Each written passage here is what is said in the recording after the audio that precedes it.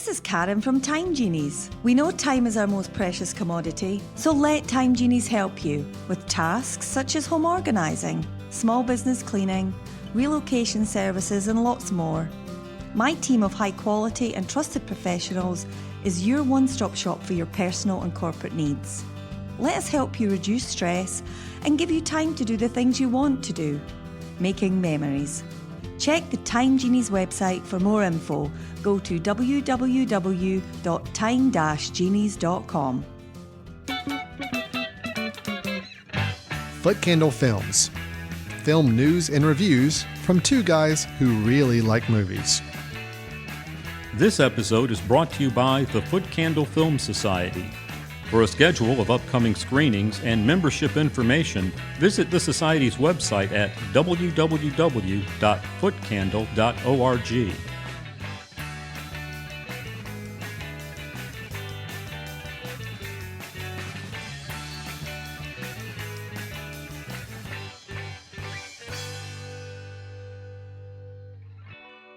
Hello, everyone, and welcome to Footcandle Films here on themesh.tv. This is Alan Jackson, co-director and co-founder of the Footcandle Film Society and the Footcandle Film Festival, held every September. We have one coming up soon. With me as the co-host here is the co-producer, co-director, co-founder, all those co's I mentioned earlier. The other co of that is Chris Fry. Chris, how are you doing today? I'm doing good. Looking forward to talking about some movies. Once again, we are still in quarantine mode here, recording remotely across the internet here, the two of us. It's been a while since we've been physically in the same studio to record these shows, Chris. That's true. We'll see if that happens soon or not. We'll wait and see. But at least thanks to technology, we can still talk and share our movie reviews and movie news like we always do on our ongoing show here. This is Footcandle Films, where we do talk about films, of course, as you can imagine from the title, but we also have some movie reviews where we talk about a couple of upcoming or latest releases that we want to talk about that we recently caught up with. We'll also go into a little bit of movie news after a break, and then we'll end the show with our recommendations of the episode, where Chris and I both share a film that we feel like may be worth revisiting or just worthy of discussion to some degree, especially if the film is available online, something you can watch from the comfort of your own home. So with that, Chris, we do have two films we're going to be discussing today. We're going to be discussing the latest Netflix film, a film that was going to be released in theaters, but then got picked up by Netflix instead and premiered on Netflix, called The Lovebirds, starring Issa and Kumail Nanjiani. Then we've also got one that premiered directly to online video. It is the fourth in the Trip series. It's called The Trip to Greece, starring Rob Brydon and Steve Coogan. So those will be the two films we'll be reviewing, again, followed by some movie news, and then we'll do our recommendations at the end. Chris, you ready to get started? Let's do it.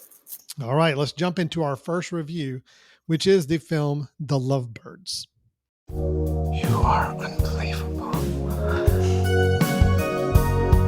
Looks like love has finally found me.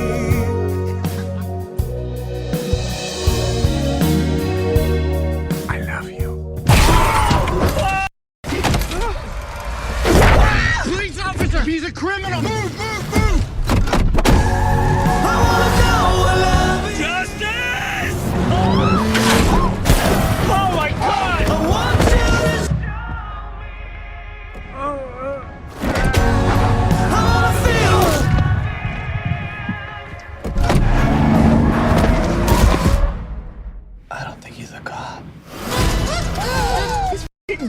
We know he's dead, but we didn't kill him. He reported a murder or whatever. We didn't murder anybody. 1, 2, 3, go! No. What? Jabron! Okay, the guy's name is Jabron. Run, Leilani! And the girl's name's actually Leilani.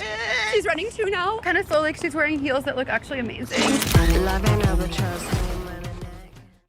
In 2017, I first became aware of Kumail Nanjiani, like many others, by seeing him in the dramedy The Big Sick. That was based on how Kumail met his wife and dated her when she contracted a mysterious illness. And kind of, it was a drama, but yet it had elements of comedy in it. I did see his cinematic follow-up, Stuber, in 2019, where he was an Uber driver who gets dragged along by a police detective on a series of misadventures. With the Lovebirds, we have Nanjiani in his third film, paired with actress Issa Rae. Like Stuber, this one is a more straightforward comedy with action elements. Alan, I believe I recall you're a fan of The Big Sick. I think you skipped Stuber. Do you wish you'd passed on the Lovebirds, or do you think this Netflix premiered film is worth checking out? Well, all right. So on The Big Sick, I did like The Big Sick, but I did feel like it was maybe a bit overrated by the time I saw it because it was getting so much praise. Okay. And I thought it was pretty good, but I didn't really go over the moon for it like a lot of other critics did.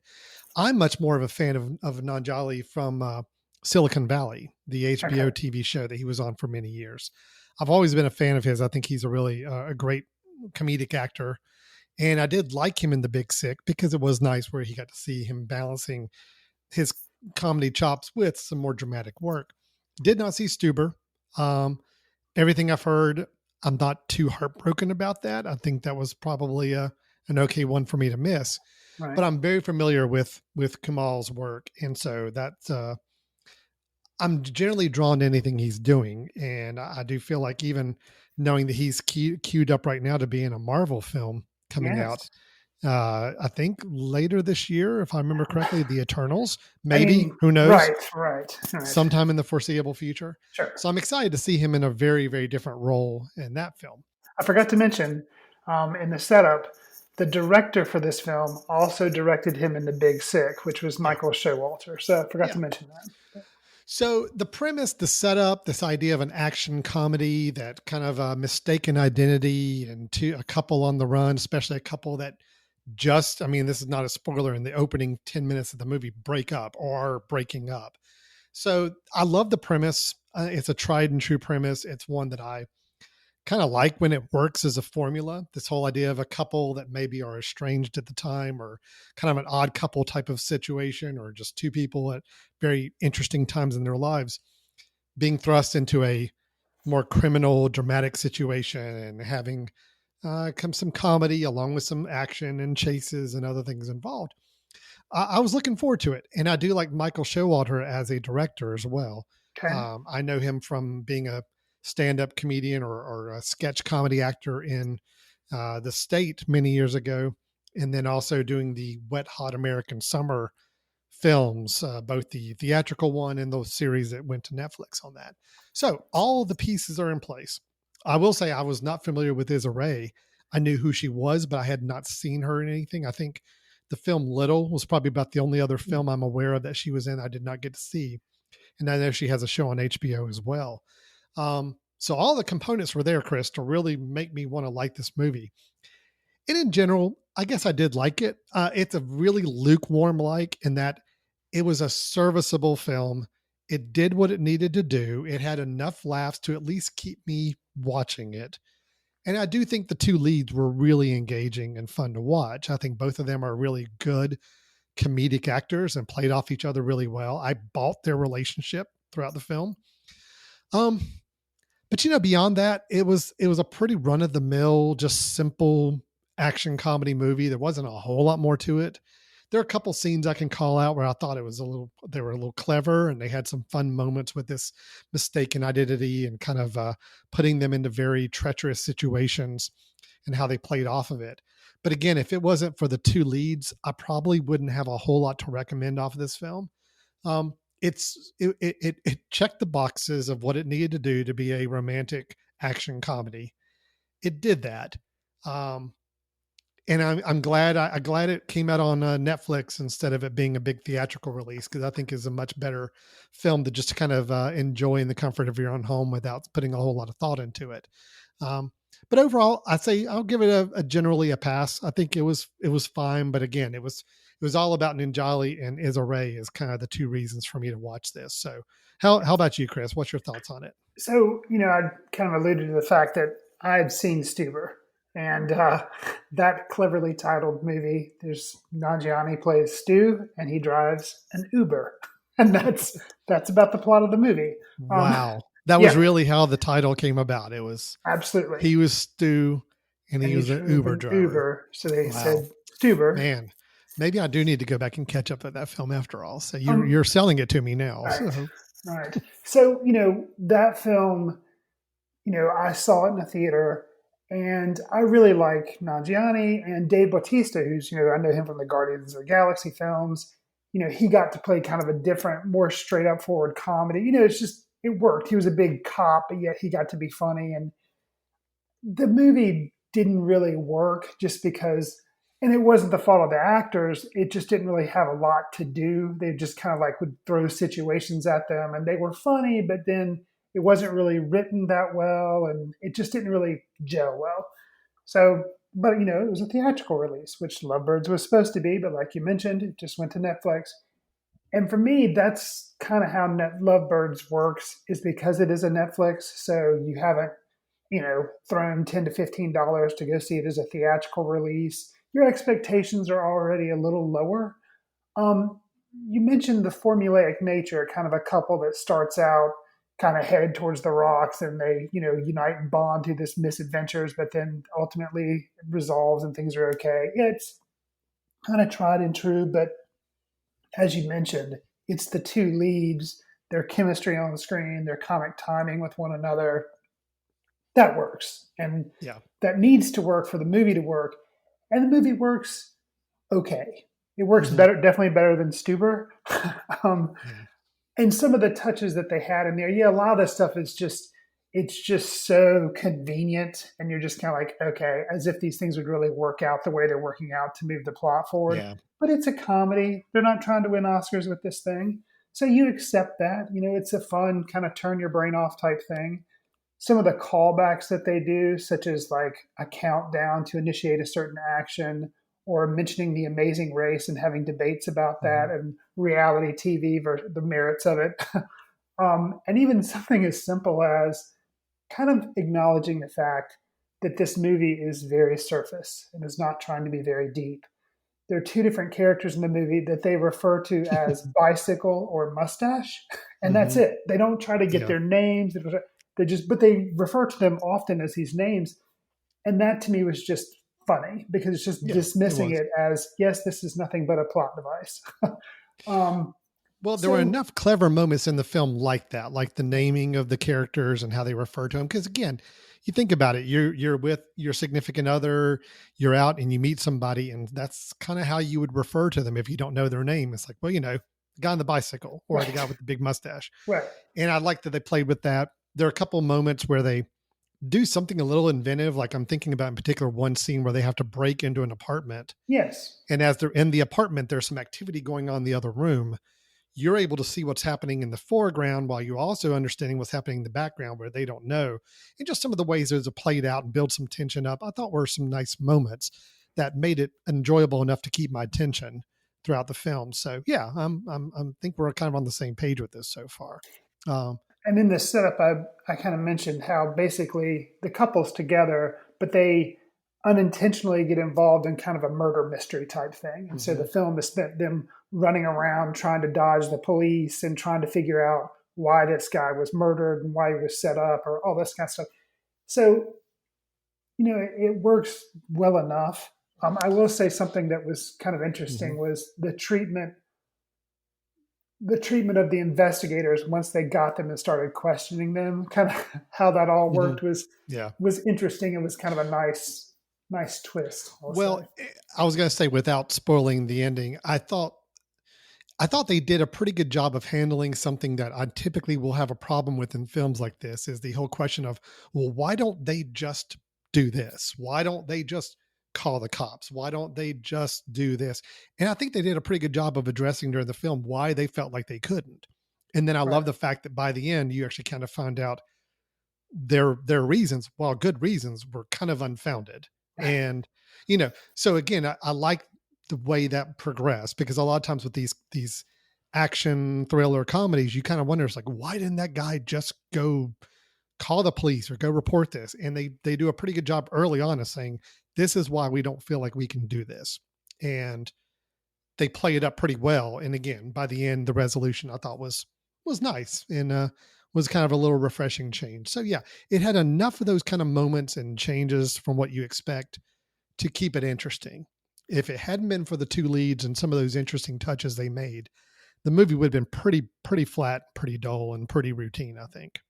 What did you think of, and I'll reveal or what I thought of it in a second, but I want to hear what you thought of kind of I'm assuming it was an obvious reference to the Kubrick Eyes Wide Shut element of the film. Yeah. What did you make of that? No, it was absolutely a call to that. And I dug it because, I mean, when they got to that point of the film and you figure out what they're getting themselves into, it's like, oh, okay, this is not quite what I expected, but this is kind of fun. I felt like that whole scene, though, it was exciting to get into it. I just felt like it kind of limped to a finish. It just really didn't give there wasn't a lot of interest to it. It's like it had a lot of setup and then it just kind of dissipated. And then you kind of limped into a really lightweight ending. Nothing, I don't know. You've had some great little chases. You had some car chases. You had some fighting and scenes of tension and kind of a hostage torture situation. Yeah, a lot of interesting things. Then you get to this interesting party, and I felt like this is where it could have been your big finish, and it just kind of wimped out, a little bit on that. But it was still fun. When the mask started coming out, I kind of said, "Oh, they're taking an interesting turn," and I kind of dig it. So yeah, I think to me it bothered me a little bit because it seemed to be so on the nose, kind of a Kubrick ripoff, and then the payoff kind of wasn't there. But I will say there was like a reference within a reference that made me say, okay, this is kind of cool, I guess. Was you could tell it the kind of party they were going to with the masks and everything. But at one point before they go into like a theater area, there's a long white bar, and it looks very similar to like the bar in The Shining, except there's a lot of white being involved. But there's like this long bar and the angles they take on it. So it was like they were kind of referencing the bar in The Shining. And I was like, okay, well, they're trying to, kind of a reference within a reference. I'll give it a pass. I don't know. But I almost wonder though, Chris, because it seems like nowadays, anytime you want to talk about a high society party where this kind of activity is going on, it's almost like they're all meant to look like Eyes Wide Shut now. Sure. So almost like Eyes Wide Shut set the standard of what these kind of parties are supposed to look like. And whether you're trying to pay homage to Kubrick or not, it's almost like, well, no, this is the way these parties look because this is the way we now feel like they're supposed to be represented in film. And that's what we get, the same kind of mask and capes and everything else. So right. I don't know. I don't know how much of it was homage to Kubrick and how much of it was just, well, this is the way these parties are supposed to look, right? I mean, this is the way we're supposed to put them on film to look cool. So I don't know. It's just kind of an easy shorthand, I guess. Exactly. Yeah.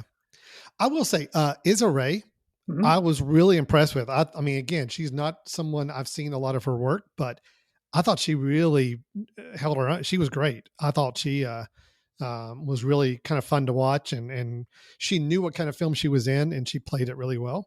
And now, granted, Kumail Nanjiani, he's playing very, very similar to the same character I've always seen him play. Even his character in Silicon Valley is very, very similar to all the roles I've ever seen him play. Okay. But he plays it so well. So again, I don't mind it because I like him a lot. So the two of them together just really worked. But I'm really kind of interested to see what other things Issa Rae has done because I thought she was really sharp in this. So did a great job. It also kind of, I mean, it's silly to say it bothered me, but I had seen Stuber where he is an Uber driver. And in this film, because of circumstances, they end up taking Lyft everywhere. So it's like, what is it with all his movies now where he's got to be centered around public transportation using he's being co-opted by ride-sharing apps. Yeah. Right. So I don't know, like whatever a third ride-sharing service is, are they going to back his next movie? I don't know. But I thought that, I mean, granted, he wasn't the driver in this, but they still taking Lyfts everywhere. It's bothersome. Cool.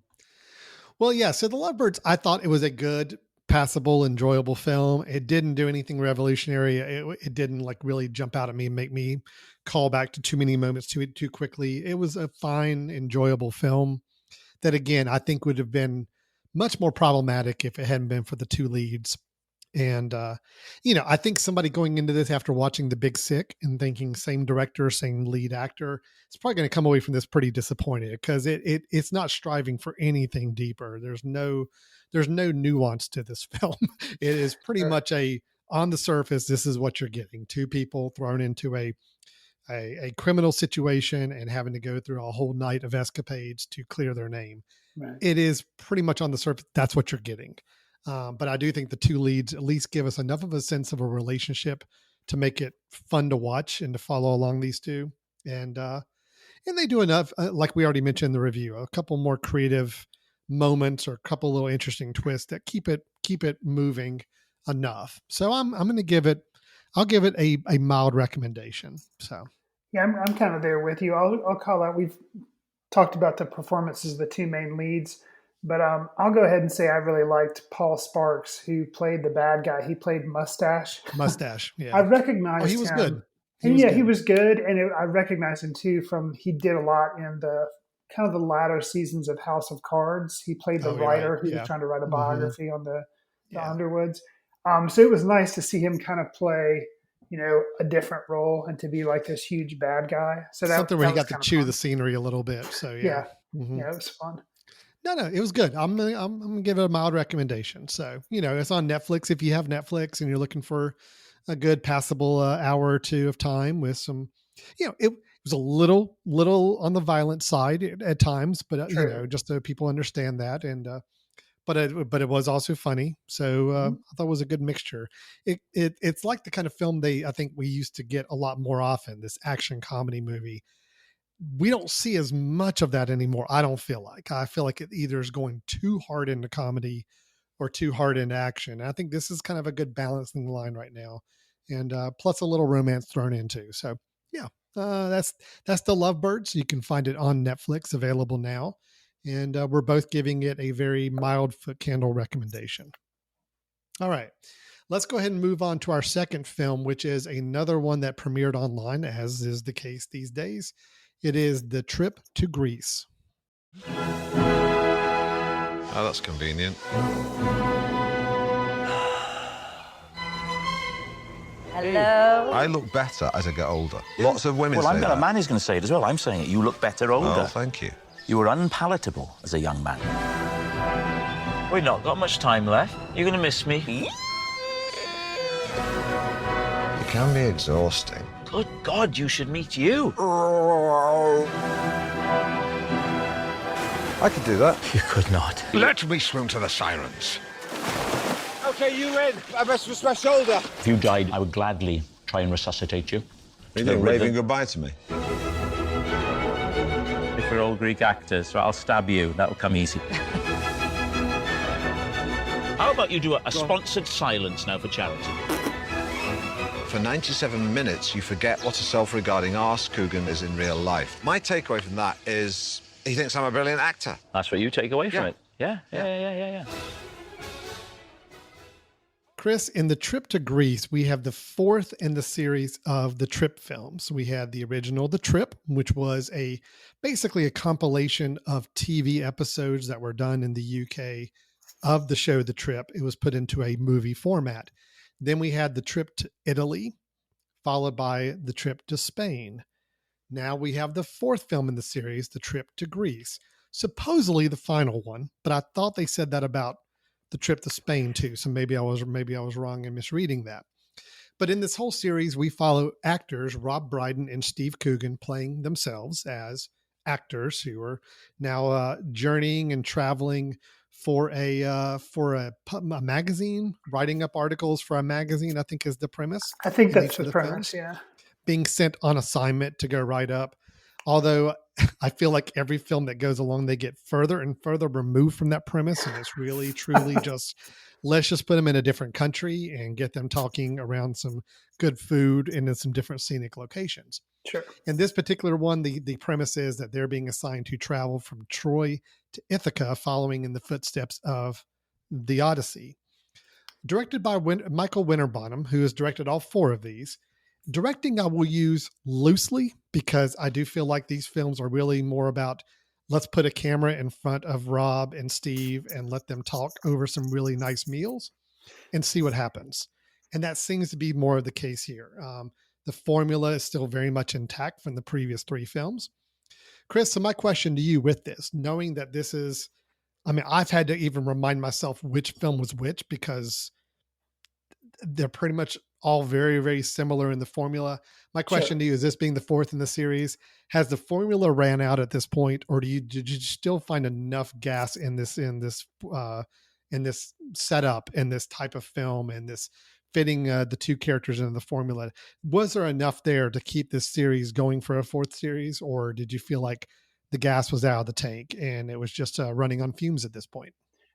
I mean, I think there was enough there for me. This was a worthwhile return to the series. I kind of like you, the way they ended the trip to Spain, it was kind of like Coogan was going to be abducted by some outlawish, bad looking people. He was kind of stuck by himself on a road, and it was like these bandit type people were coming up, and didn't look good for Steve. He knew So it was an interesting way to end that film, which, was ostensibly the same as the other films where it was a road movie, but it had bits of comedy thrown in there. So to come back with this one, and they kind of sidestep that story. I mean, they kind of reference it, but it's like, nope, everything's back to normal. They're going on a trip in Greece, and they're wandering around just like the other 3 movies. But the plot to these movies is basically, it's non-existent. I mean, all it is them traveling around and eating food. But I really enjoy spending time with Steve Coogan and Rob Brydon and their relationship, and how, which you assume, they did work together in real life as part of a comedy team. They, had some television shows in England, and just the way they can kind of needle each other, and they know where the other person's weakness is, but yet they're always being funny, but they find new ways to kind of, I don't know, poke at the other person. And that to me is entertaining. Something they did with the trip to Spain, which they did again in this film, and it worked as well. It's kind of an extra little device or a plot that they try to weave in. Trip to Spain, they kind of referenced Don Quixote. Kind of that whole was kind of the theme with Spain, which makes sense. And for this one, as you mentioned, they do the whole Odysseus thing and the being away and traveling back home because of a death, because returning for more. So in this one, they kind of weave that in at certain points, kind of focusing specifically with Steve Coogan and something that's happening with his father. And they those segments are done in black and white, and they're kind of with it. And I mean, maybe it's a little forced. It's kind of black and white. To me, it kind of was like Seventh Seal, Ingmar Bergman looking type Very stuff. Bergman-like, yeah. But it worked enough, because when they would come back and you would have to address with Rob Brydon what was going on in his personal life, there was enough weight. And you see the differences between Coogan's personal life and Rob Brydon's personal life. And I don't know, there's enough weight there that it worked for me. But I will say, even though I wouldn't be upset if they said the trip to Hickory, North Carolina was coming out next year, which I, am ready for. Yeah. But we got some great food lined up for them to be eating. We did. Yeah. And they can just all, but they can just get down 127 and hit the different restaurants. Exactly. They go down the highway, just hit each of the restaurants. Perfect. Yeah, it may be more like half an hour instead of like an hour and a half. Yeah, could be. But I feel like this is a good end, because the other one maybe was too dismissive. Spain was too kind of an abrupt end. I mean, maybe they were trying to make it comic by doing that. But this one kind of had a seemingly more capstone, natural end to it. So I liked it. What are your feelings on it? Well, Chris, this is so tough because, okay, here's the thing. I enjoyed watching this. Now, you've seen all of them? No. Okay. That's the whole thing. I was actually going to say, I've seen the first one. Oh, just the first one? It. Yeah. Okay. I didn't see it. I didn't even know there was a third one for quite a while. I think when you were in here in the office a while back, we were talking about our plans for this. I think I said, yes, this is the third one in the series, right? Okay. The trip to Greece. Got it. I had forgotten there was even a third one. This is the fourth one. It didn't matter. I mean, it does not matter. No. There was nothing I lost or gained, I feel like, from watching the previous two. But I know what each film is like. I mean, I know the tone. I know what they're doing. This is a film where I find myself kind of frustrated by the end because I enjoy so much the banter, the dialogue, the scenes between the two, between Rob and Steve. Love it. Absolutely love it. Love all the impersonations. I love all the commentary they make about each other's career. I like everything. They're even reflecting on their age, reflecting on their health, reflecting on their relationships. I love all of that. Okay. I just don't understand why it's in a film. To me, these are things that I'm perfectly happy if I was watching a 10-minute video snippets that would just come out as almost like a small podcast series or something. Give me that. But trying to couch it into an hour and a half, almost 2 hour long film, I'm just at the end of the film, I'm like, why? I don't understand. I understand. Okay, I get it. I get why they made these films. I totally get it. These two people like working together. They have a great banter between each other.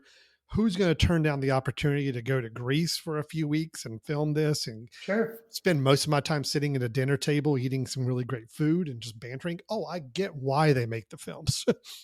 But me watching it, I'm struggling to find some other reason for it to be in a film, and I can't find one. All I find are some really great moments and dialogue between these two characters. The relationships they have in the film. You mentioned about a death and kind of a family situation going on. The way the film ends, all that it just kind of meaningless to me at the end. It's all about the dialogue and the scenes between them, which I absolutely love. So if you had shared this to me as a podcast series, 10 or 15 minute episodes with Rob and Steve, and they're having the same kind of dialogue, I would eat this up. I would enjoy every single moment of it. But I feel like we're getting actually further and further away from the premise of the film. I mean, yeah, there was some scenery, but I don't really think they did anything with the scenery. It was like the scenery was kind of there, and it was more just the backdrop for them having these great conversations. So I'm really torn on this whole series, Chris. I love these two people. I love their dialogue. I love their ability to play off each other like they do. I love the impersonations. I love everything they're doing. I just don't understand why it's in a film. I don't understand why it's an hour and 45 minutes continuous feed trying to force it into this conceit of a travelogue when it's not. But anyway, I'm a little ambivalent to the whole thing. I hear what you're saying, but for me, I totally disagree. I think it helps that I've seen all of the films. You saw the first one and didn't bother to see the second or the third. So that kind of tips your hand at, maybe it was amusing, but I don't need to see it for a second and third time. And then here comes the fourth time. To me, it kind of serves as several things. I do feel like the film showcases enough of the locations and the places they're traveling. And they do, I mean, I'm assuming a lot of it's factual. A lot of the information that Steve Coogan will spout off about because he wants to seem, intelligent, and Rob Brydon, clearly he plays the buffoon and he doesn't know what he's talking about or doesn't know any of the facts that he'll say. So I enjoyed learning about, Greece or Spain. And then, some of the food that they show, I like seeing the visuals of all that. So a podcast wouldn't really capture that. And something that I kind of mentioned how I enjoy seeing them spar with one another and their facial reactions and how you assume, you don't know. Sometimes Coogan is actually getting really irritated with Rob Brydon. Well, when I say a podcast, it could be a video podcast. Okay. I mean, believe me, I love watching them, or a YouTube series or something like that. I guess it's just the conceit of putting it into a film for me didn't work. But I love the moments and the scenes. And again, if you just gave me a supercut and just showed, hey, here's a YouTube channel and it's all Rob and Steve doing over dinner and just having these dialogues and conversations, man, I would love every moment of that. But again, I hear what you're saying. Yeah, visuals do play a part of it, and I think the visuals help. But again, I hear what you're saying. I think you and I just kind of disagree on this. But yeah, sorry, I interrupted you there. No. Yeah, it's interesting though that, I mean, I guess you're saying you feel like maybe it would be a comedians in cars getting coffee type thing. Yes, exactly. Yeah. That's exactly what, that's why when you watch that Jerry Seinfeld series, you just want to hear the dialogue between Jerry. I mean, maybe you're watching it for the car. Yeah, not really. The car is more of just there to kind of be the reason for them to get together. You're really watching these things because you want to hear these two comedic actors or comedians talking and having very open, great dialogue. And that's what I love about these films I've seen so far, is I do love the dialogue. I mean, I'm openly laughing out loud, even here by myself watching the film. So it obviously worked from having a great comedy behind it, or having some really great insight from these two people. Again, my wrestling is just forcing it into the same formulaic film and just changing the location. And then again, you had some relationships here that, I mean, Steve Coogan kind of had a little bit of a passing relationship at one point in the film that. See, I think to truly appreciate that, you need to have seen all the films, because they do build off one another. The trip was basically, them just sparring with one another with a little bit of relationship stuff. Some stuff happens with Steve's family, or Steve and his kids and stuff in the second movie, and some stuff happens with Rob.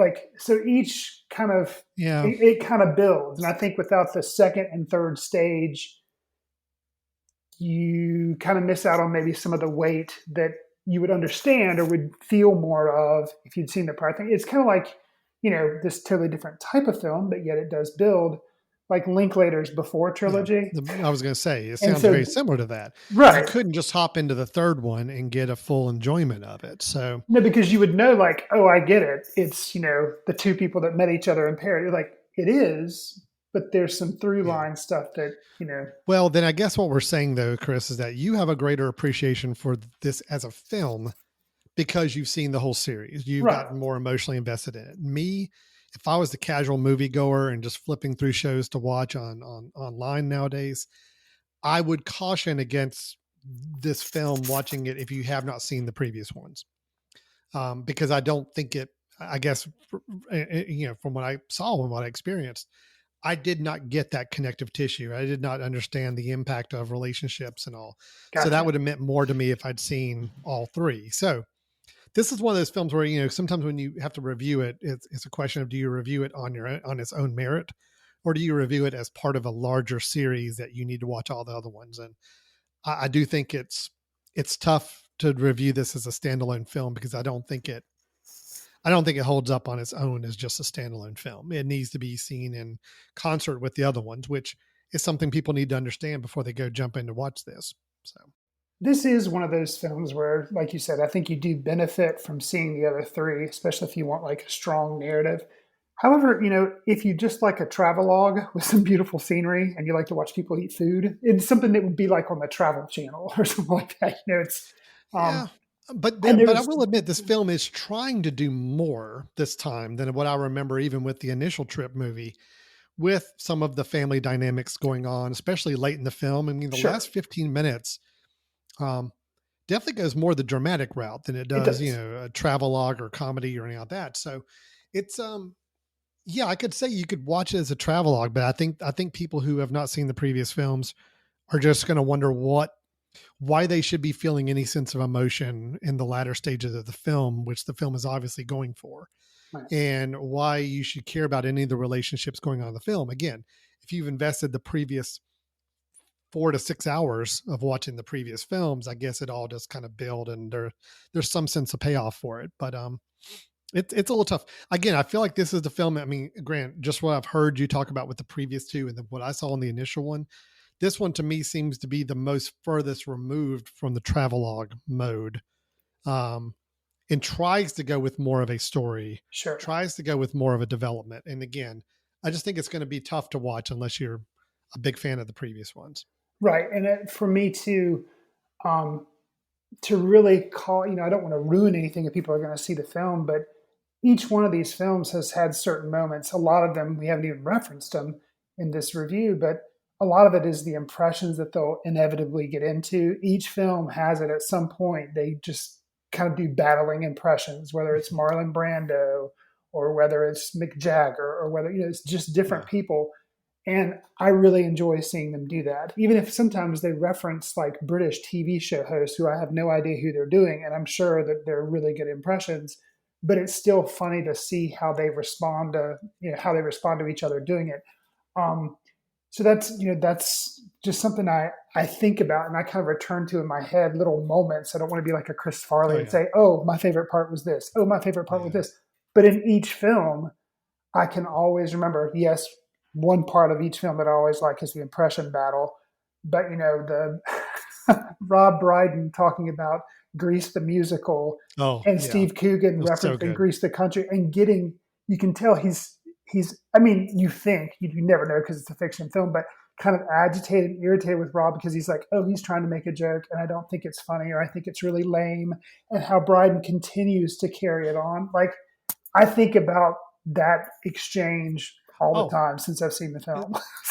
That exchange and the Dustin Hoffman filmography, yeah, all of that is classic. Again, I will go back and watch those moments over and over again. But again, I don't need it to be in the context of a larger film. I'm happy to see that 5 to 10 minutes of dialogue and impersonations, and they stand alone and they work so well. So no, I actually think the impersonations might have been cranked up to 11. This movie, I feel like there were like 7 or 8 scenes of them doing different dialogue. They do the Marlon Brando, they do Mick Jagger, they do like you said, a lot of people I didn't Tom even know Hardy. who they were. Yeah, a lot of people I had no idea who they were. Yeah, Actually. Tom Hardy with Steve Coogan doing his Laurel from the Stan and Laurel movie.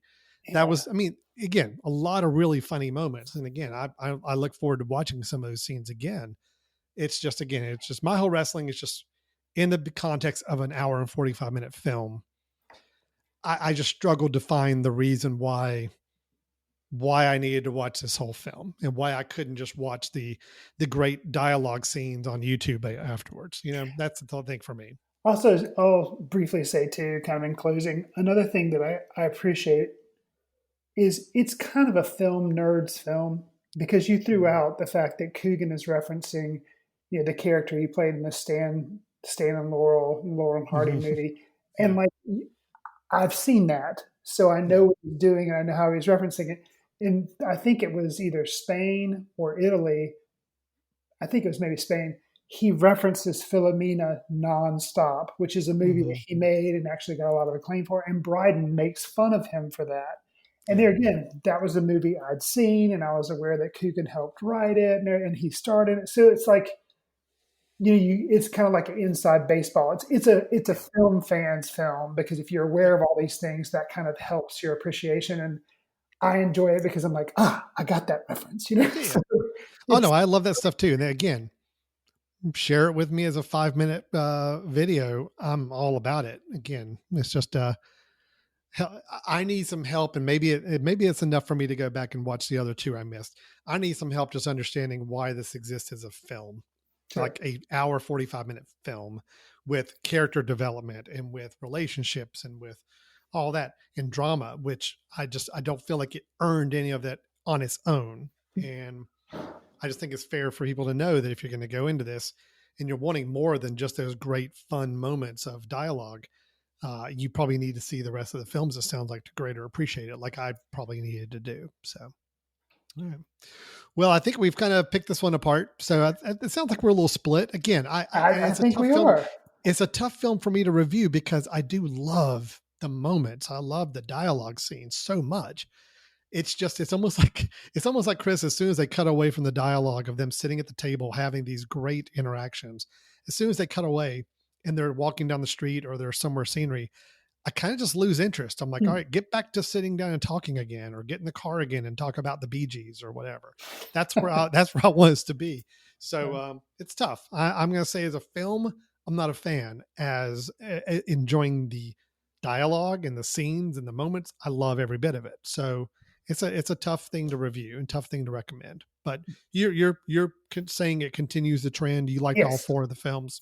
I did. So you're happy with that. So yeah, I can't say, because I didn't have a chance to go back and review all the previous 3. I can't say it's my favorite of the 4 that have been made, but I definitely recommend it if you like any of the other films. Then I think it's a worthwhile, conclusion. So. Okay, well, that's The Trip to Greece, and it is available online through Apple TV or Google, Amazon, any of these places that play movies. I lose track of all the places you can get movies now, but there's tons of them. It is available out there for rental or purchase, either way. All right, Chris, let's go ahead and take a quick break. When we come back, we're going to hit some movie news, and we're also going to give our recommendations at the end of the episode. So stay tuned. You're listening to Footcandle Films. We'll be back in just a moment. This podcast is sponsored by Jackson Creative, a custom communication agency located in downtown Hickory, North Carolina, specializing in online content creation. To learn more, visit thejacksoncreative.com. Jackson Creative, we tell your story. Welcome back to Footcandle Films here on the Mesh.tv. Alan Jackson and Chris Fry with you again. We just finished our reviews of the films The Trip to Greece and The Lovebirds, both of them available online for your viewing pleasure. We both gave mild recommendations to The Lovebirds, a little more split on The Trip to Greece, where Chris enjoyed it and thought it was a worthy addition to the series. I struggled with it more as a standalone film, and caution anybody watching it that you probably need to be invested in the whole series to truly enjoy it. But now let's move on to some news. Before we do, Chris, just want to give a quick little plug. You and I are involved in a little project every year, as we have been for the last 5 years, and this will be our 6th year now. We're looking at the Footcandle Film Festival. It's going to be coming up the last weekend in September. I believe that's the 23rd through the 27th. Did I get those dates right? You did. Okay. And that'll be our 6th annual festival. We do have it coming up in Western North Carolina, more specifically in Hickory, North Carolina. Chris, could be an interesting year for us. We're not quite sure exactly how the festival is taking shape in terms of in-person venue versus online, or a combination of the two. But we will be getting out some information about the festival here in hopefully the next several weeks, explaining exactly how the festival is going to be going down. Right. But it should be very interesting no matter what we do. Regardless, whether you are someone who's going to be wanting to come into Hickory to visit with us if we're having the festival in person, or if you're interested in hopefully being an attendee from your own home, which looks like it may be an option for us. Either way, all that information will be announced about the festival in mid-July, I believe, or by mid-July, with the festival taking place in late September. So stay tuned. Keep your eye on footcandlefilmfestival.com, the website. It's where we'll be promoting and announcing all the films, and also explaining how our festival is actually going to work this year. So it's a weird time to be promoting the festival, but we're going to keep doing it. It is. And normally you would also hear me say that we're accepting submissions, but they actually just closed today when we're recording this episode. So we've got all the films in that we can handle right now, along with the scripts for the competition. But if you're wanting to submit something, they'll open back up in November. So too late now, but you'll have another chance for next year's festival. Yeah, but please cycle around with us for the 2021 festival next year. That submission process, like Chris said, will open in November of 2020. So plenty of time here in the coming months to still submit a film for the next year with that. But yeah, plus stay tuned. Footcandlefilmfestival.com is where we will announce and promote the festival in whatever form and shape it will take, depending on both state regulations at the time and just overall comfort level of people for a festival. Chris, it's just weird. We will find out what's going on here soon. I think it's going to depend a lot upon Wes Anderson's schedule, and if he can come and be there for the Q&A for the French Dispatch, which is going to premiere at our festival in September. Now, Chris, you're going to be taken so out of context. People are going to be online now saying, "Oh, did you hear that? The French Dispatch, Wes Anderson's being premiered in Hickory, North Carolina." Yeah, and just saying it doesn't make it true. So. Oh, I guess that's right. I know. Okay. All right. Well, that's let's get into our news, Chris. This is where we like to kind of talk about some news items that have come up.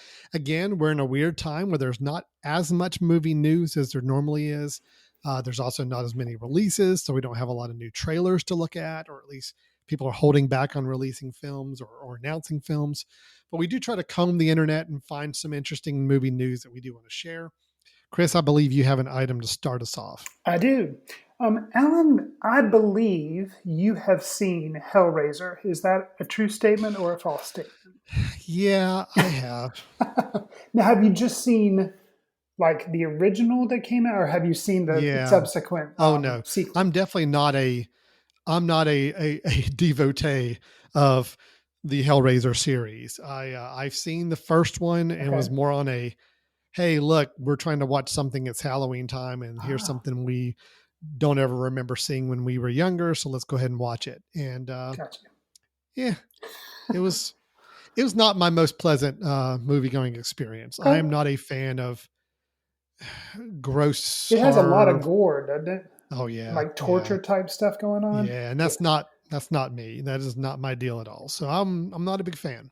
Well, I have not seen it, but I have seen the Halloween masks for years that are based off the central character Pinhead.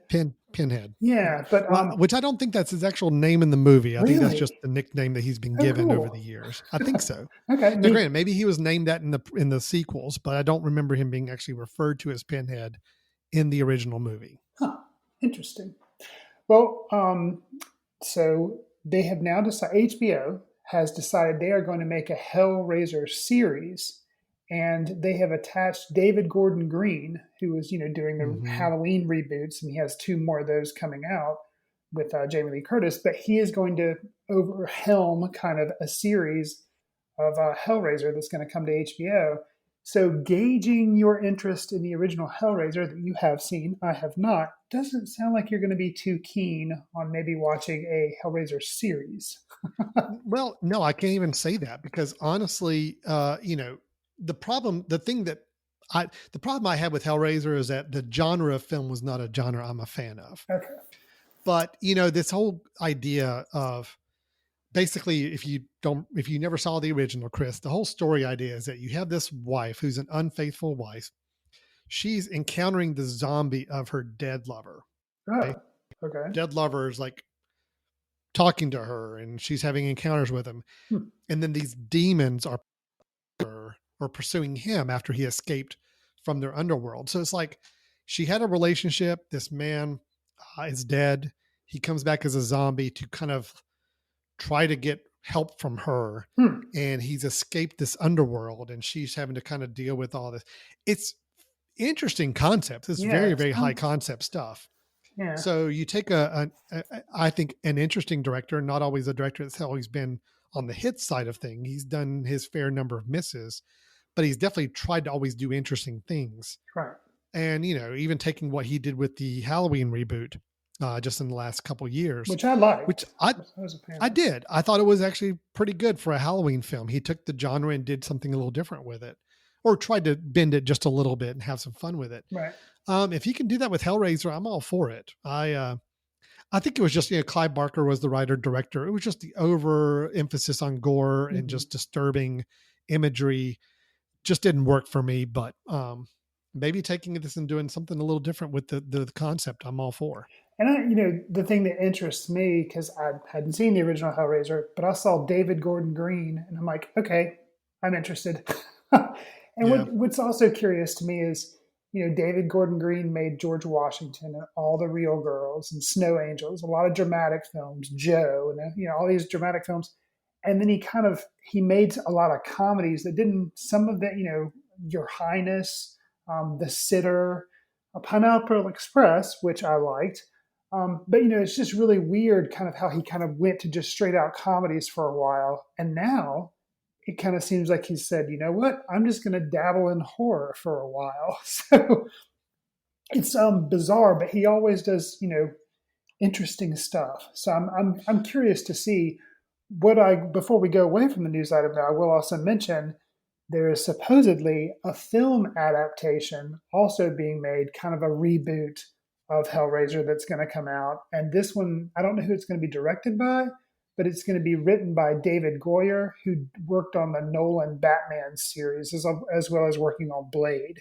So it's kind of interesting. I don't know if both of those are going to end up hitting at the same time once production can open back up. But just interesting that Hellraiser is suddenly getting a lot of attention. Yeah, well, speaking of David Gordon Green, so you mentioned the horror films he's done, which obviously, he's done the Halloween reboot. He's got 2 more Halloween films kind of queued up to go. Right. And now he's targeting this Hellraiser TV show for HBO.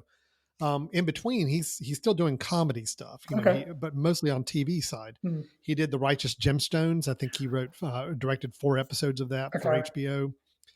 Dickinson Apple TV property. A couple episodes of that.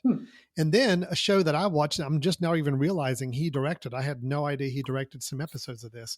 Also on Apple TV is Mythic Quest Raven's Banquet. That is a video game like workplace comedy that I watched and liked. I thought it was a fun show. And he directed 3 episodes, including the pilot of that. So I had no idea.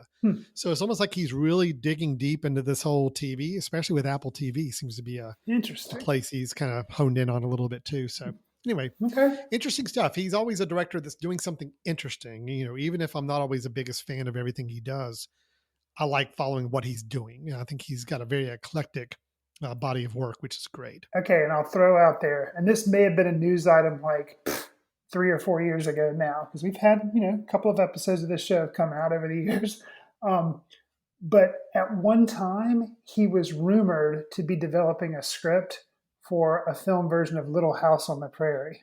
Oh, I remember that. Yeah, I remember hearing that. And I would love to see what he would do with that.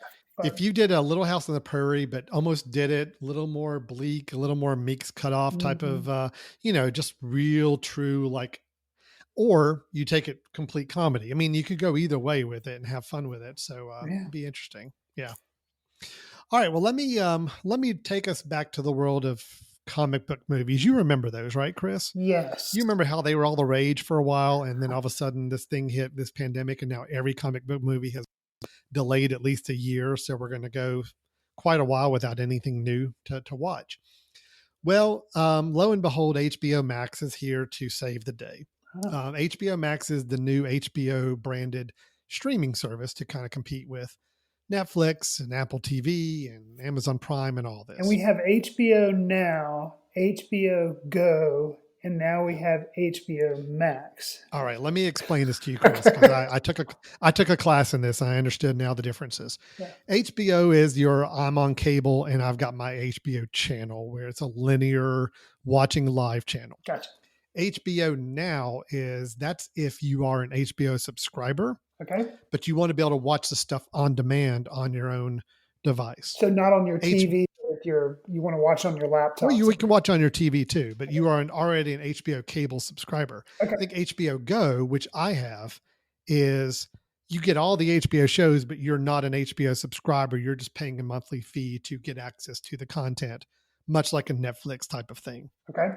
HBO Max, I think, is a whole different service that is really building up a huge library of new and older content. Where HBO stuff changes every few weeks, you kind of have to see what's on there. This is just building a huge library of stuff. They're building in old TV shows that they bought and got access to. Okay, so it's not just HBO Max is not just original HBO content like Game of Thrones or something. Okay. Huh. It's a whole bunch. They build in like classic TV shows. They've got older, newer movies, a whole mixture of stuff. Anyway, all that doesn't matter. HBO Max just debuted, I think, in the last week or two. Now, Chris, Justice League is a movie you and I reviewed. Terrible. Neither of us liked it. No. I thought it was dull. I thought it was pointless. I thought it was not fun at all. Horrible villain. Everything I can remember about it. That was our first look at Wonder Woman, correct? Because that came out before. No, okay. We'd already seen Wonder Woman in her own movie, and then that came out. Correct. And it was Aquaman. It was Aquaman that we got to see in that. Okay. Although Aquaman, I think, debuted a little bit in, Batman versus Superman. You kind of got teasers of all the characters. Okay. And you introduced a Wonder Woman. Gotcha. Then the Wonder Woman movie came out. Okay. Yeah. Then the Justice League movie came out. Then Aquaman came out. Gotcha. Anyway, Justice League, didn't enjoy it. Yeah. A lot of people did not like it. It was critically panned, kind of considered a flop, didn't make as much money as it should have. But there was some drama involved in the production of this film. Zack Snyder, the director and writer of it, who had done the Superman movie Man of Steel. He did Batman versus Superman. He did Watchmen, he's kind of which is separate. True. He's kind of the shepherd of the DC movies, at that point, the DC Extended Universe or whatever they called it. And halfway through production and shooting, he had a family trauma, a death of a daughter, I believe. And so he left the production, rightfully so, understood. They brought in someone to try to fix it. And this was where they brought in the same person who had been brought in to handle the the Marvel side of things, that was Josh Whedon. Right. So he came in and basically took over director duties. Josh Whedon shot some more scenes, did some edits to the film. That was the version that came out. So it was definitely credited to Joss Whedon as director in the end. Zack Snyder had shot and had his own cut of the film, supposedly. Okay. So since the Whedon version was not well received and everybody just kind of said it was kind of the death knell of the DC universe as we know it, because then they just started saying, we're just going to do independent films that are standalone, that don't have to tie into each other and all that. So now you've got movies like Joker, you've got the Aquaman movie was pretty standalone. They're doing the new Batman movie, which has nothing to do with these other ones and so on. Right. But a huge online thing started, which is typically the case, people finding some time and wanting to campaign for something. We're not the only people that talk about movies online. No, I actually found out there's some other people. There are a few people online, especially on Twitter, that like to talk about movies. Oh. I was very fortunate to be able to find them and following what they're talking about. And of course, we're joking. It's pretty much almost all what people talk about on Twitter. Sure. A hashtag was started, this idea of release the Snyder cut. Yes. This mythology about this version of Justice League that was actually the original vision of Zack Snyder, shot, edited, a cut of his film that supposedly was available or could have been available if people had just worked on it a little bit more. So that's been kind of a running joke, release the Snyder cut. Even the stars of Justice League have been online kind of jokingly saying, yes, please release the Snyder cut. And lo and behold, HBO Max announced last week that they are in fact actually going to be releasing the Zack Snyder cut version of Justice League on their service. Now, I will tell you this, Chris, I did not enjoy Justice League. No. And I think the main reason I didn't enjoy Justice League is because I didn't enjoy the Zack Snyder elements of Justice League. It was dark. It was grimy looking. It just didn't have that sense of fun. I actually think personally the Josh Whedon moments were some moments of nice levity and brightness that I liked about the film. Interesting. But underlying, I thought overall the Zack Snyder vision was not one I'm a big fan of. Okay. So you tell me that they're going to release a cut of the film that is all Zack Snyder's vision for Justice League. I'm not terribly excited. Will I watch it? If somebody gives me access to HBO Max for a month or so for free as a trial, yeah, I'll probably watch it. Sure. Because I'm more curious about it. I'm curious what's different. I'm curious if it actually turns out to be better for some reason. I don't know. Maybe it is a more coherent film with a more singular vision. I don't know, but I'm not terribly excited because the moments I did not like about Justice League, I'm pretty confident were because of Zack Snyder's original vision of the film. Your thoughts? Any feedback on this at all? You know, I have seen that hashtag come up over and over and over again on Twitter. I'm just like, who cares? Whatever. However, like you said, if I had access to it for free, I'm not going to seek it out. I'm not going to get an HBO Max subscription just so I can watch the Snyder Cut. However, I've only seen Justice League once, like you. I think you've only seen it once, and I didn't like it. So if this came out, and if people said it was good, I'd be curious to be like, you know what? I'm going to watch it and see if I can even really tell that it's that different from the original. I think I saw a little bit of buzz that they were saying that it may include entire characters that weren't in the original.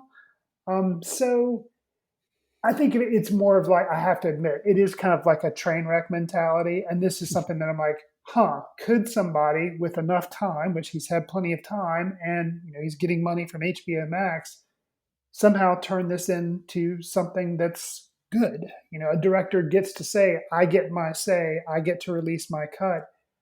I am curious, but I'm not going to plop down a lot of money. But I am curious. I do admit I'm curious.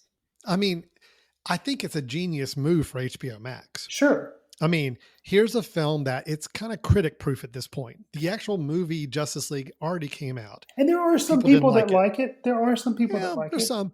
But I mean, this version is now critic proof. You don't have to worry about that. People are just going to watch it for the curiosity now more than anything else. Absolutely. You've got those people who are the hardcore fans that say, look, we thought the movie could have been better if it had stuck to the original vision. They want to see what that original vision looks like. You've got people like you and I that were not fans of the first version, but are kind of curious to see what this next version's like. I mean, yeah, it's kind of it's a no brainer for HBO Max. Is like, hey, they get a whole lot of publicity. They get to take over Twitter for a few days promoting this thing. And when it does come out, which I think there's a date attached to when it's going to be available. Let me see when that is. Well, they said, okay, it's going to be 2021. So we're still a ways off. Okay. Oh yeah, they're still a ways off. But whenever they do and like officially say, look, here's the date and it's online now, a lot of people who were not subscribers before are at least going to get a 1 month subscription just to check it out. Oh, sure. So. And I think, like you said, the intern that put this idea before somebody, like he probably has keys to the executive washroom now because it's a genius idea, a perfect thing to try to launch a service. I can't think of anything else right now that HBO Max is known for except for this. So as a service, you've now got at least 6 months to build up this enthusiasm for this film, and then a huge online marketing blitz whenever it does get released. And again, whether it sucks or not, I mean, people are going to watch it. So that's the cool thing about all this is that they're definitely playing their cards right with this. Sure. All right. So that is Zack Snyder's Justice League. Chris, I believe you have another news item. I do. And it kind of dovetails nicely because it is talking about another streaming service that has landed something pretty significant. Disney Plus purchased the rights for the Hamilton movie, and what this was going to be and is a fully filmed version of the hit Broadway play that was put together from 3 different live performances about 2 weeks before the original cast, meaning Lin-Manuel was doing Hamilton at that point, before the original cast, finished their run and left to do other things. Disney Plus bought it, so it was always coming to Disney Plus, but it was originally coming to Disney Plus October of 2021. And now, because, people are looking for things to watch, some people say it's because of the success of The Last Dance on ESPN, which Disney also owns, which was the Michael Jordan documentary. It is now coming July 3rd. So it's like over 15 months early, which is, kind of crazy. Well, wasn't it going to come to movie theaters though, too, when it came out in 2021? I think it was going to be kind of like it would be released in movie theaters and then Disney Plus would have it exclusively. They paid $75 million back in February for it. And I think there was going to be kind of a theatrical type run for it. But now they're just like, that was my understanding is that the movie theaters kind of got screwed on this thing. So, because they were banking on this being kind of a big theatrical thing they could show in the movie theaters next summer, 2021. Right. And then, Disney Plus was going to get it after that. But at least the theaters were going to have a go with it and be able to say, look, hey, cool, come buy your movie ticket, watch Hamilton up on the big screen and see the whole performance. The Disney's like, no, let's go ahead and do it now. Again, I think a genius move. I think a very, very genius move. I'm excited to see it, but yeah. And Alan, you've seen the play and I have seen the play, but we haven't seen Lin-Manuel in the main role. And so you're saying you're interested in seeing it. Oh yeah. Yeah. Well, and plus when I saw it, I mean, I didn't pay the highest ticket price I could. So I was pretty high up and, even though I still obviously enjoyed it, could see it, I would love to see a really well shot, close up version of it with great sound system and everything. So no, I'll definitely watch it again. I'm very excited about it. And I am a Disney Plus subscriber right now. I've got enough reasons to keep me watching Disney Plus stuff. So this is yet another reason to keep it around for at least several more months. I feel bad for the movie theaters that were kind of banking on this being a big event next summer. I was like, okay, now that's been taken away too. So maybe Trolls 3 will come out and the movie theaters can all open up to that or something. I don't know. There you go. I tell you what, Chris, and again, your news item kind of just couches into this whole bigger thing. I'm still just really curious to see what the state of movie theaters are going to be in the coming year.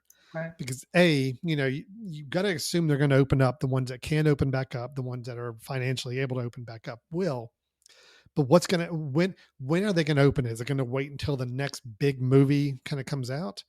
And if so, will those first couple of big movies kind of have your sole attention at the movie theaters for a while? I think everything's very interesting right now. And then you got some films that are opting to go online instead. Could movie theaters just be left with only the big tentpole movies and that's it? All these smaller films that always struggle to get screen presence? Are they just going to say, you know what, we've had our experience, we know what it's like to go online, let's just go straight online and not even worry about movie theaters anymore? I don't know.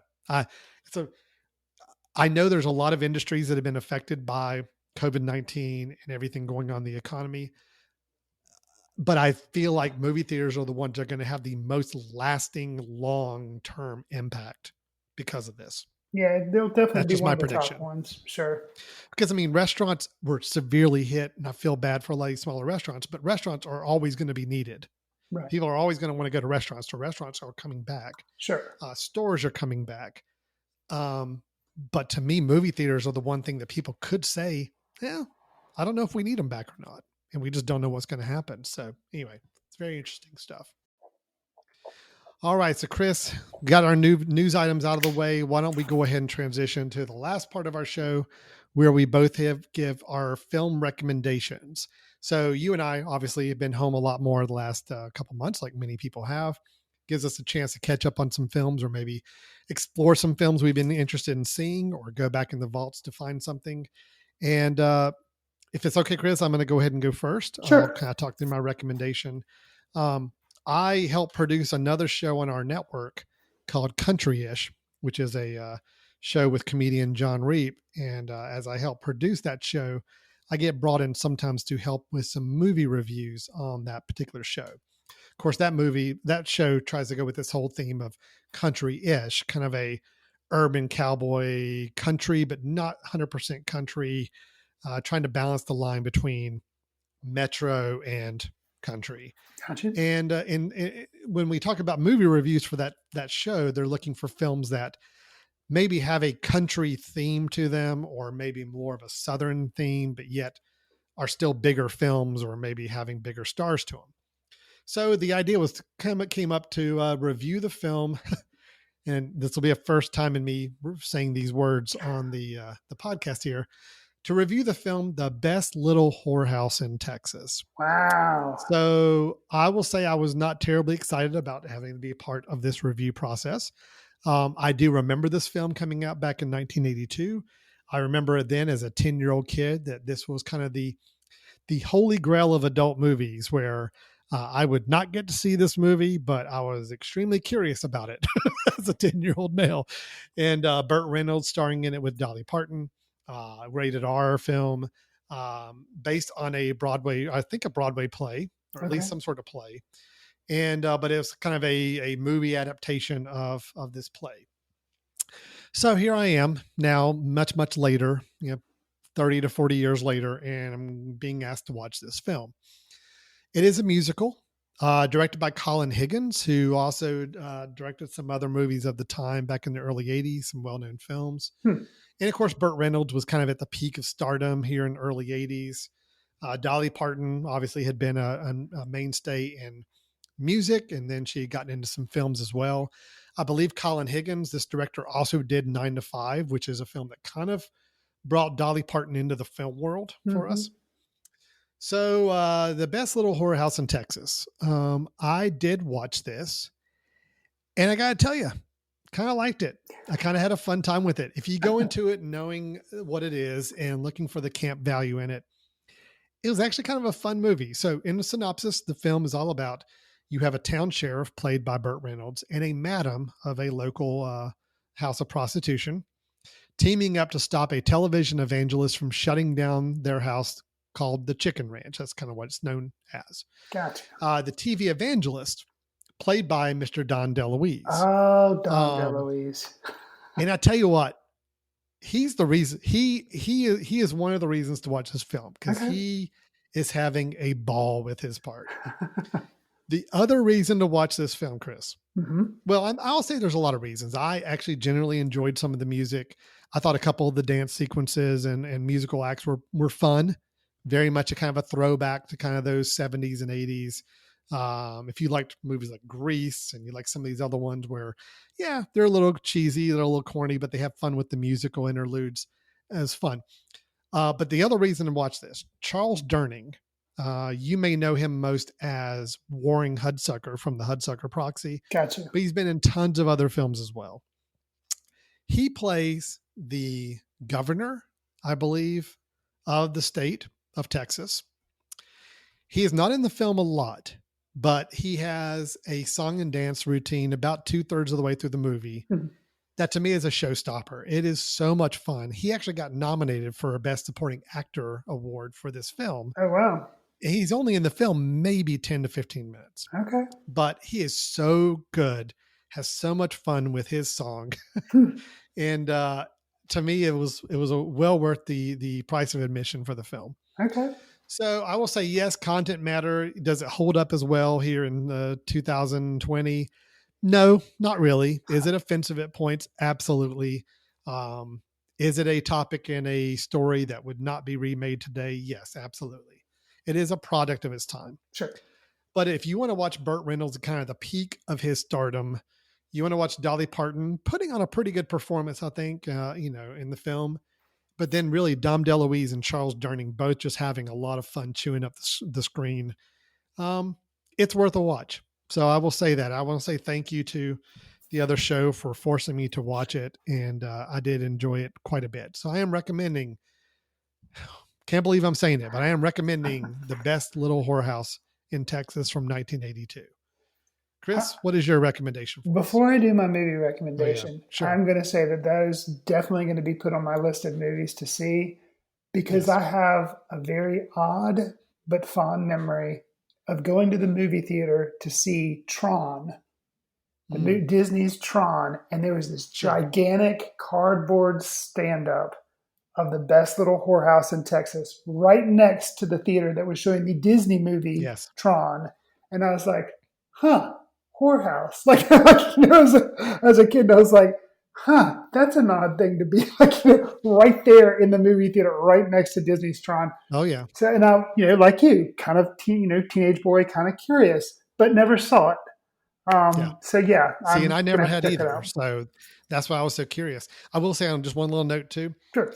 Is really interesting to me. I had a family member growing up that we used to go visit quite a bit who loved this movie and had the soundtrack on album that was played all the time. Oh, wow. I mean, all the time we went to go visit, this was being played for quite a bit.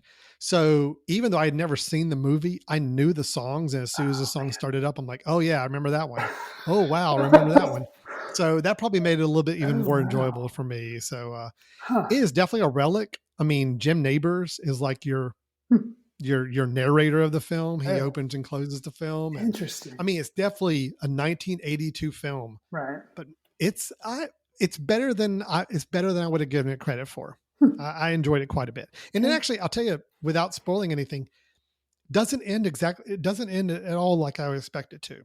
Okay. I think you should watch it, Chris, and we need to circle back and talk about this. Okay. Well, I definitely am curious, without a doubt. So great recommendation. All right, great. What have you got for us, Chris? So I'm going to recommend a film that came out in 2019. And in my mind, it was competing, although I don't guess it was, but I think it was. It was competing with Booksmart, a movie which came and I saw and I was just kind of lukewarm on. It was a coming of age story about, well, not coming of age, but two high school girls that were finishing their senior year and were going to go off to college, but still, trying to figure out who they were and what they were going to do in life. Well, the film that I'm going to recommend is Good Boys that came out in 2019. Oh, and you saw it advertised nonstop in the movie theater, so much so that I was kind of sick of hearing about it. And the premise is it's a group of young boys on the cusp of becoming teenagers, and they embark on this epic quest to fix a drone because they've messed it up. And there's subplots with these girls that, have drugs that they've kind of gotten involved with. And, it just looks like a raunch fest, kind of like Superbad. And all they're doing is making jokes, sex jokes or poop jokes or something like that. And not that those aren't in this movie, but something about it, and it may have to do with the three leads, the young boys that play, Jacob Tremblay, him of The Room. He was in that movie and was good in that. Yeah. But he's one of the stars, he's one of the three boys. Their chemistry together is just really good. So it's kind of like a super adult version of like Wonder Years, because it has a lot of, the humor is really good. And I found myself laughing a lot. even though some of the jokes had been spoiled by the trailer, but not all of them. And so I couldn't even tell you the trailer anymore. So I guess for me, every joke would be good. a fresh one. Yeah. It is very, hard R because there's lots of sex jokes and lots of inappropriate stuff. But I just found it to be genuinely funny. And the chemistry between the three boys, being best friends and trying to stand up for each other, it worked. And to me, something about it, maybe because, I remember being a young kid and trying to, have best friends and everything. Something about it to me rang true and more authentic than I felt some of the stilted stuff that was going on in Booksmart, maybe. Plus, I think, Booksmart was also, to me, sometimes took itself too seriously and maybe had an agenda because it was, it was more woman focused, which did make it unique. But this film is all about just having fun. I mean, it's just a comedy. It's not trying to do anything, which made it kind of a lighthearted, fun watch. So, but a very adult watch. Sure. But yeah, and it was also the director, Gene Stupinski, first film by that director. So it was kind of a pretty good film to have it be your first film. So that's Good Boys, and it came out last year in 2019. Yeah, I was curious about this when it came out because I do like that Jacob Tremblay from Room, and was curious to see this, but I just didn't hear many people talk about it after it came out. It did pretty well in the box office. It was like number one for a couple of weeks or so. But I was anxious to hear somebody else I knew talk about seeing it. So now that's happened. So it has now been added to my watch list. So thank you Chris, for that. All right. Well, I believe that wraps us up for today. That's everything on our show list. So we did our reviews of the Lovebirds and our review of the trip to Greece. We had our news items where we talked about Hellraiser. We talked about Justice League, the Snyder Cut. And then we talked about, what was the last thing you brought up? You brought up something else, Chris. Hamilton coming to Disney Plus. Oh, Hamilton coming to Disney Plus. That's right. Then we had our recommendations here, Chris, with Good Boys, and me with, I got to say it one more time, the best Little Whorehouse in Texas. So that was our film recommendations for the episode. Chris, I'm sure people, as always, have thoughts, questions, opinions, ideas they want to share with us. So if so, how would they go about reaching out to us? You can send us an email at info@themesh.tv and just mention Footcandle Films in the subject line. You can also follow us on Twitter at Footcandle Film. And then Alan and I both have accounts on Letterboxd, and that's Letterboxd without the last E. And you can track what we're seeing and sometimes get short reviews on there. Absolutely. And again, as we mentioned midway through the show, we have the Footcandle Film Festival coming up in September. We will certainly keep everybody posted on kind of those plans, but we do know it will happen no matter what. That last weekend of September 23rd through the 27th, in whatever form it ends up taking. And then also, of course, you can follow along with what's happening with our film society, the Footcandle Film Society. I'll be honest right now, not a lot, because, we are a film society that hosts theatrical screenings and discussions in a theater. And unfortunately, the theaters are still not open. So until they are, we are on a little bit of a hiatus break, but you can still visit footcandle.org to see at any time kind of what we have planned or scheduled with any kind of film screenings, especially once the theaters get to a point where it's comfortable and safe and people feel like we can open back up. We will start resuming our monthly film screenings and discussions series at that time. But we hope you enjoy the Footcandle Films podcast until then, and hopefully even going past that point. So for Alan Jackson, Chris Fry with the Footcandle Film Society and the Footcandle Film Festival, thanks for listening, and we will talk to you next time. See you in the ticket line at a safe social distance.